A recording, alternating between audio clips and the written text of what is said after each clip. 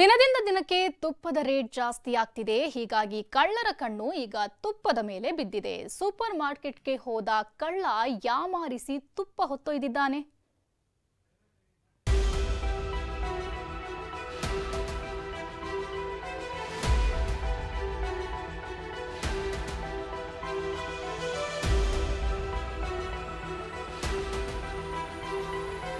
ಘೀ ದೋಸೆ, ಘೀ ಇಡ್ಲಿ, ಘೀ ಮಸಾಲ, ಘೀ ವಡ ಹೀಗೆ ಹೋಟೆಲ್ಗಳಲ್ಲಿ ಪ್ರತಿಯೊಂದು ಆಹಾರಕ್ಕೂ ತುಪ್ಪ ಬಳಸೋದು ಟ್ರೆಂಡ್ ಆಗಿದೆ. ತುಪ್ಪಕ್ಕೆ ಸಖತ್ ಡಿಮ್ಯಾಂಡ್ ಇದೆ. ಇದೇ ತುಪ್ಪ ಈಗ ಕಳ್ಳರ ಬಂಡವಾಳ ಆಗ್ತಿದೆ.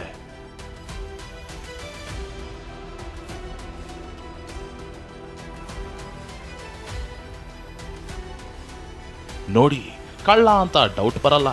ಶಾಪ್ಗೆ ಬಂದು ತುಪ್ಪದ ಪ್ಯಾಕೆಟ್ಗಳನ್ನ ಬ್ಯಾಗ್ಗೆ ತುಂಬಿಸಿಕೊಳ್ತಾನೆ. ಶಾಪ್ ಸಿಬ್ಬಂದಿ ಒಳ್ಳೆ ಸೇಲ್ ಆಯಿತು ಅಂತ ಬಿಲ್ ಹಾಕುವಷ್ಟರಲ್ಲಿ ಕದೀಮ ಮಂಗ ಮಾಯ ಆಗ್ತಾನೆ. ವರುಣ್ ಹೈನುಗಾರಿಕೆ ಮಾಡಿ ವರ್ಷಕ್ಕೆ 75 ಲಕ್ಷ ಆದಾಯ ಗಳಿಸ್ತಿದ್ದಾರೆ. ನೀವು ಕೂಡ ಅವರಿಂದ ಕಲಿಬೇಕಾ? ಅವ್ರ ಜೊತೆ ವಿಡಿಯೋ ಕಾಲ್ನಲ್ಲಿ ಮಾತಾಡಬೇಕಾ?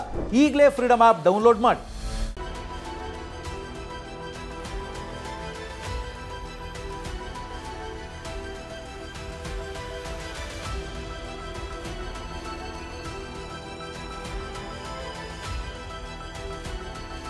ಅನ್ನಪೂರ್ಣೇಶ್ವರಿ ನಗರದ ಸೂಪರ್ ಮಾರ್ಕೆಟ್ ಒಂದರಲ್ಲಿ ಶನಿವಾರ ಚೋರ ಬಂದಿದ್ದ.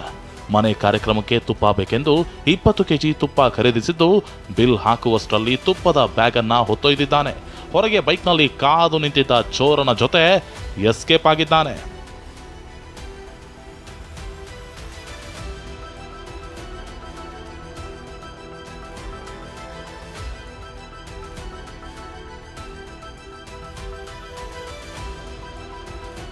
ಸೊ ತುಪ್ಪ ತೊಗೊಂಬಂದು ಇಲ್ಲಿ ಇಟ್ಕೊತಾರೆ ಬೇಸಿಕಲಿ ಕ್ಯಾಲ್ಕುಲೇಟ್ ಮಾಡೋದಕ್ಕೆ. ತೋರಿಸು ಅಂತ ಹಿಂಗೆ ಅವ್ನ ಮೊಬೈಲಲ್ಲಿ ಕ್ಯಾಲ್ಕುಲೇಟ್ ಮಾಡೋ ಅಷ್ಟರಲ್ಲಿ ಇಲ್ಲಿ ಆಲ್ರೆಡಿ ಗಾಡಿ ಹೊರಗಡೆ ರೆಡಿ ಇರುತ್ತೆ. ಸೊ ಓಡೋಗಿ ಅವ್ನು ಹತ್ಕೊಂಡು ಎಸ್ಕೇಪ್ ಆಗ್ಬಿಟ್ಟಿದೆ. ಅವ್ನು ಫಸ್ಟ್ ಕೇಳಿದ್ದು ನಂದಿನಿ ತುಪ್ಪ ಮಾತ್ರ, ಬಟ್ ಒಳಗೆ ಬಂದು GRB ತುಪ್ಪನೂ ಎತ್ಕೊಂಡು ಹೋಗ್ಬಿಟ್ಟಿದ್ದಾನೆ. ಆ್ಯಂಡ್ ಟಾರ್ಗೆಟ್ ಏನಂತಂದರೆ ಎಲ್ಲ 1 ಲೀಟ್ರ್ ಪ್ಯಾಕ್ಸ್ ಅಷ್ಟೇ, 1/2 ಲೀಟ್ರ್ ಪ್ಯಾಕ್ಸ್ ಎಲ್ಲ ಅಲ್ಲೇ ಬಿಟ್ಟಿದ್ದಾರೆ. ಇನ್ನೂ ಒಂದೇನು ಹೇಳ್ಬೋದು ಅಂದರೆ ಅವ್ನು ಬ್ಯಾಗ್ ಫುಲ್ ಆಗೋಗುತ್ತೆ. 20 ಲೀಟ್ರ್ ತುಪ್ಪ ಬ್ಯಾಗು ಫುಲ್ ಆಗಿಬಿಡುತ್ತೆ. ಸೊ ನಾಳೆ ಅದನ್ನು ಎತ್ಕೊಳ್ಳೋಕ್ಕಾಗಲ್ಲ, ಇಲ್ಲಾಂದ್ರೆ ಅದನ್ನು ಎತ್ಕೊಂಡ್ಬಿಡ್ತಿದ್ದಾನೆ. ಇದಿಷ್ಟೇ ಅಲ್ಲ, ಮೇ 16ರಂದು ಕೊಮ್ಮಘಟ್ಟ ರಸ್ತೆಯ ನಂದಿನಿ ಪಾರ್ಲರ್ನಲ್ಲಿ 15 ಕೆಜಿ ತುಪ್ಪ ಕಳುವಾಗಿತ್ತು. ಇದೀಗ ಮತ್ತೊಂದು ಕೃತ್ಯ ನಡೆದಿದೆ. ಏನೇ ಹೇಳಿ, ಕೆಜಿಗಟ್ಟಲೆ ತುಪ್ಪ ಕೇಳ್ಕೊಂಡು ಬರೋರ ಬಗ್ಗೆ ಶಾಪ್ ಮಾಲೀಕರು ಕೊಂಚ ಜಾಗ್ರತೆ ವಹಿಸಬೇಕಿದೆ.